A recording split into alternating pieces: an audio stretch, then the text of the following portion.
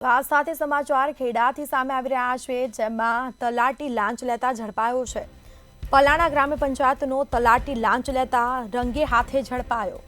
નડિયાદ એસીબીએ 5000ની લાંચ લેતા તલાટીને રંગે હાથે ઝડપી પાડ્યો છે, જેમાં જમીનની વારસાઈ નોંધ માટે તલાટીએ આક્ષેપિત પાસે લાંચ માંગી હતી। તો ગેરકાયદે મકાનના જરૂરી પુરાવા આપવા માટે તલાટીએ લાંચ માંગી હતી।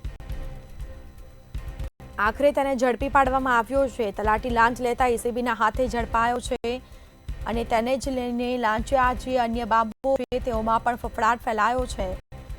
તો સમગ્ર મામલે તપાસ થશે। જમીનની વારસાઈ નોંધ માટે તલાટીએ આક્ષેપિત પાસે લાંચ માંગી હતી। તો નડિયાદ એસીબીએ 5000ની તલાટીને રંગે હાથે ઝડપી પાડ્યો છે। કાયદેસરની કાર્યવાહી કરવામાં આવી છે।